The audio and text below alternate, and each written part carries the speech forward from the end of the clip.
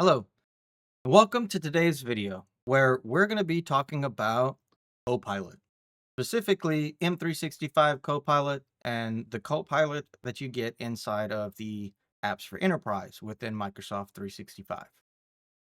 My name is Blake Bernard. I've been in the business for about 20 years now, both in consulting and individual contributor, and primarily focused on identity and exchange, along with the security that wraps around those products. But today we're going to be talking about something a bit different, and we're going to discuss Copilot. So I'm sure by now you've heard of this Copilot thing, and you're asking your question, what's it about? What can we do with it? What's the benefit? And what's this all about? What's this AI thing?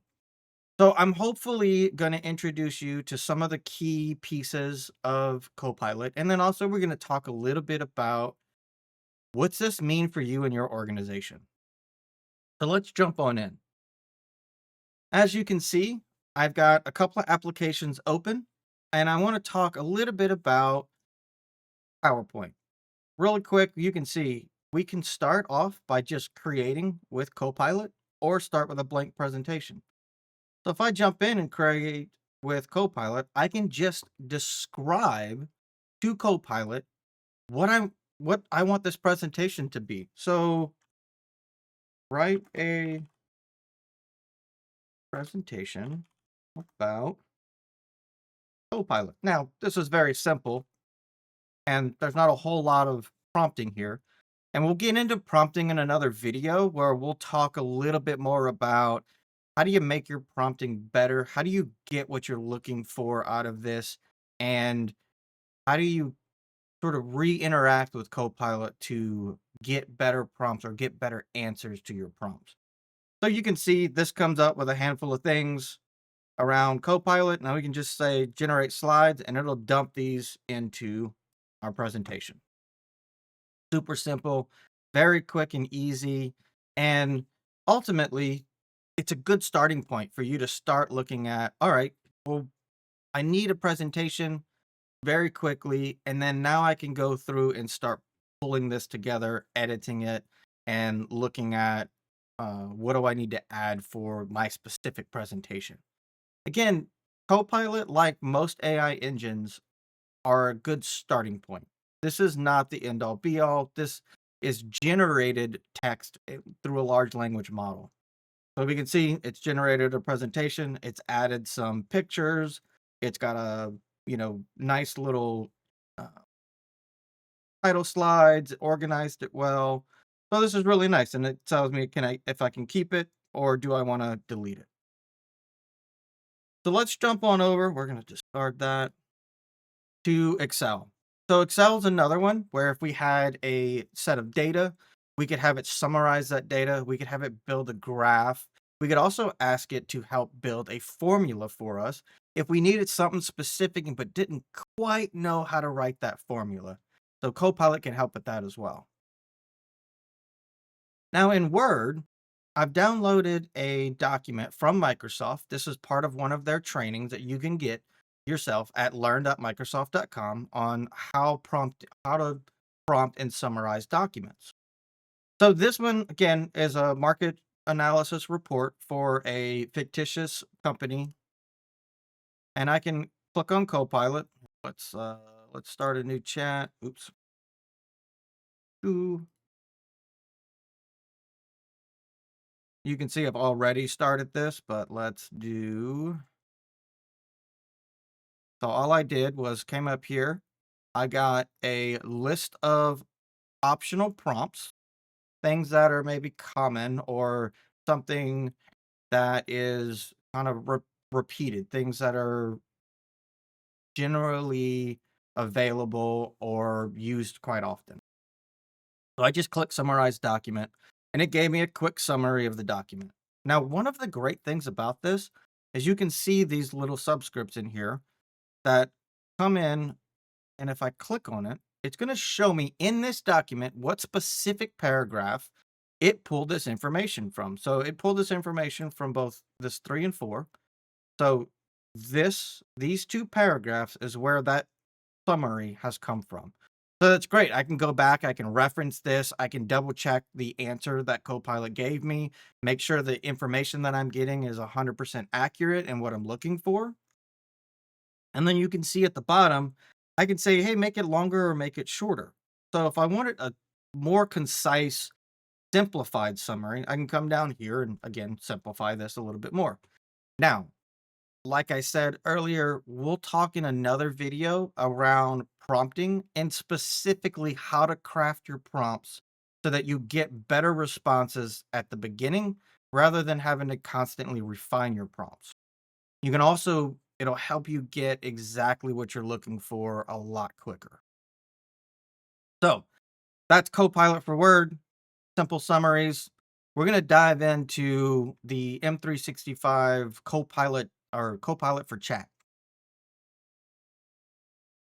So in here, you can see we've got just in our standard M365 Copilot, we've got chat. This is also available in Teams. If you have the license, you'll get a chat option in Teams as well that you can access this exact same portal through Teams.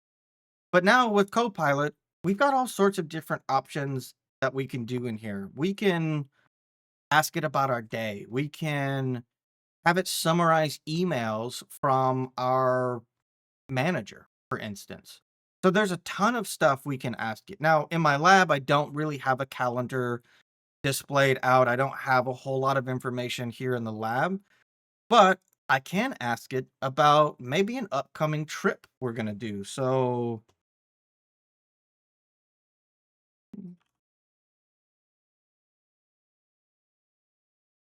um,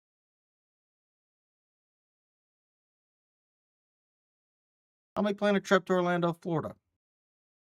So then it's gonna pull a whole bunch of different stuff, and it's gonna ask me a couple of questions because I didn't really give it a whole lot. And again, this comes back to prompting and all of these different little details. So, trip basics. Where are you planning to go? How long do you want to stay? Are you traveling solo? Do you have friends, family, a partner? What are your interests? What do you like to do? What's your budget? What's your travel details? So it's gonna start asking me more questions about the information that it needs to be able to give me a response that makes sense. And a response that I can then use to really better inform what I'm asking.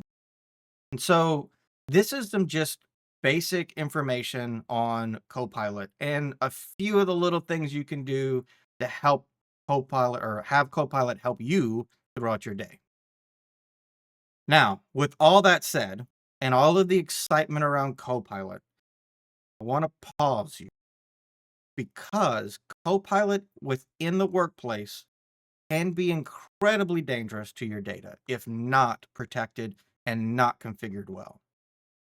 So let's dive in to a couple of things that Copilot's going to need before you can release this to the masses. Ultimately, your data governance and identity governance is going to be the most important piece when deploying Copilot. We want to make sure that Copilot can't access items for a user that they shouldn't otherwise have access to. So, because Copilot is ultimately searching anything that's available within 365, you may have a team site, let's say HR has a site, either team or SharePoint site, that they don't have properly locked down. Maybe they have a public site and they're the members of the site, but if the site is listed as public, anybody can join that site. Therefore, Copilot can reach into that site and grab information out of it. Maybe we don't want Copilot to be able to look at everyone's salaries, as an example. So, a couple of tips for helping you at least start that journey. Using sensitivity labels, so applying purview sensitivity labels to classify your documents. Copilot will ultimately respect those labels and won't expose that sensitive content. So if I have a label that says HR and it's configured to say only the people within the HR group can access these documents, even if that SharePoint site is listed as public, those documents are labeled accordingly. Those documents within that site will be protected. Control access with Entra ID. So this is where again kind of comes back to that same scenario. We want to make sure we've got the right groups, we've got the right people authorized to access specific items. This also could be where we're setting up permissions into those private sites via groups. So we want to make sure when we're building out our tenant, we're taking into account who should have access to what. We want to make sure that only the authorized users can access those particular points of data. In addition to that, maybe we only want certain people in the organization to access certain features of Copilot and subsequently the data that it uses. So maybe we don't want to deploy this to everybody just yet. Maybe we want to deploy this to a subset. Make sure that we understand what data access is open in our environment. In another video, I'm going to take you through sort of how do we take this a bit further and actually define and protect the data? What things can you do? What reports can you run? What options do you have to make sure you're not over you don't have your documents over access? So we want to make sure that when we deploy Copilot, we don't have all of these holes, if you will, where people can get access to lots of different things. And that kind of leads into reviewing data boundaries. So Copilot only uses data that you have permission to. So if I, the user, am accessing Copilot and asking it questions about something, it only looks at the data that I've got access to from my user account. So again, if I've got a site that's open and is public, I have access to that and I can go access that. Therefore, Copilot can also go and grab that information. So that's a one big thing we want to make sure is defining our boundaries. It also doesn't learn from your content or share it with others. So we want to make sure and understand that from a data protection standpoint, we're not just sharing this stuff out either. Copilot isn't pulling information from other tenants or other things like that. When we go to the work profile, it is contained to your specific M365 tenant and only the data within that tenant. Now, that comes back to where we got to protect the data that's in that tenant from ourselves, but we're not exposing the data externally. I will add a little bit of a tidbit. So there are two options within the Copilot chat. There's a work, and then there is a web. If you are on the web portion of this and you are putting information into that Copilot prompt that has specific customer data or specific company data, that is being exposed to the internet. So you need to be mindful of which tab you're in. And then use audit logs and compliance tools. So the admins will have access to be able to go and look at different tools to review the Copilot usage, ensure compliance, look at organizational policies, and also look at different policies that are defined around Copilot. So let's jump back over and take a quick look at what I'm talking about here.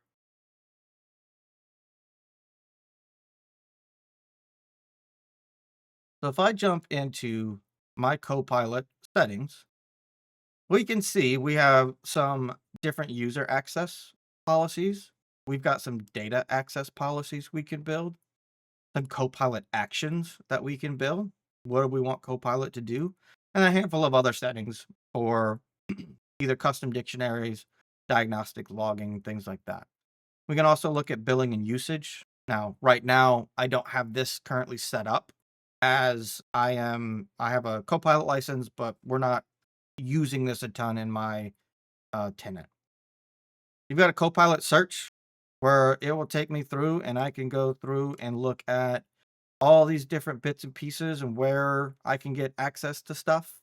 We can look at the connectors. So anything that we may have published or connected. So that could be we're connecting to a specific fabric, we're connecting to a SQL database, or any other agent or metaverse sources that we want to connect do for our organization so that we have access to that data. And so there may be a use case where a certain project has a Cosmo DB that we want to be able to plug in and pull data from that into our Copilot. So just a rough example.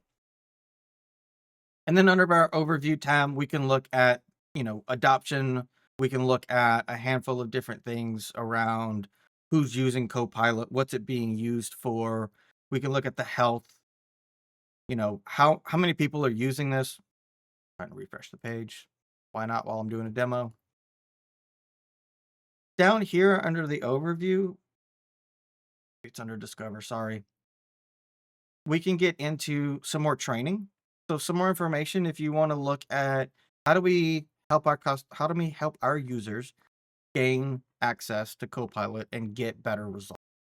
So customizing search results, it's got some adoption strategies, some different resources around like the prompting gallery, the Copilot setup guide, documentation for admin. So lots and lots of resources here as well that you can read through and get better information on what does it mean to deploy Copilot. Now, all that to say is I'm going to have a couple more videos that are going to talk about a little bit more detail. What's this whole data thing? How do we protect our data better? What reports can we run to validate whether or not our data is overshared? And how do we take action against that? So we'll talk some more about that. We'll talk also about prompting. What's a good framework? How do we prompt this thing to get the information that we want and need to get better results? So stay tuned for more videos. I hope you enjoyed this. If you did, let us know. And if you need some help deploying this, Daymark's here to help. We would love to talk with you. There should be a link that right down below in the description on how you can contact and get in touch with us. Thanks again for watching. Everybody, have a great day.